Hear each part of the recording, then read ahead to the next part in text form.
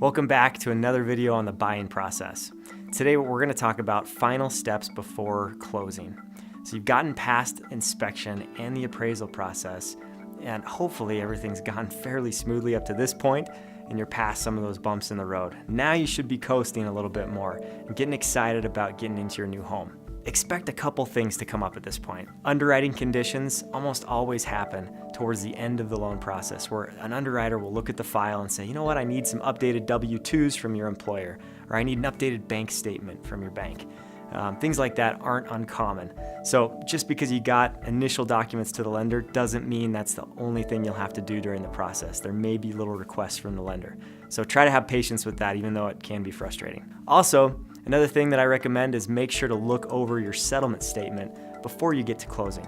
It's always wise to look over that with your lender or with your agent before you get there so that you don't have any surprises on closing day. You can make sure that the purchase price matches up. If there are any closing costs paid by the seller, you want to make sure that those are on the settlement statement. Any credits for inspection, anything like that. Verify those numbers and make sure that you're comfortable with the closing costs. Keep in mind that you may see that there are a lot of closing costs. They may add up to, anywhere between $4,000 and $10,000 at closing, depending on where your purchase price is. During the process, make sure you understand that a lot of those are escrow costs and they're prepaids, meaning you're prepaying property taxes, you're prepaying things like homeowners insurance and HOA dues and stuff like that. And so they're not all hard costs. Finally, it's important to do a final walkthrough.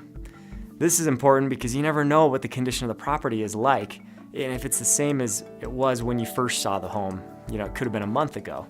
And so make sure you walk through the property one more time, typically with your real estate agent, to make sure that there's no additional, leaks in the home that have occurred since you were in there last, especially on vacant properties. That's important, especially in Colorado during the wintertime when pipes can freeze. You want to make sure also that you run a little bit of water in there and that everything's working properly. Make sure to turn the water off. And then you want to check on your inspection items. Make sure that everything's been done that the seller said they were going to do, and that's all happened according to what was promised in the inspection resolution contract. Next, you want to make sure you decide on a time and a place that works for both you and the seller.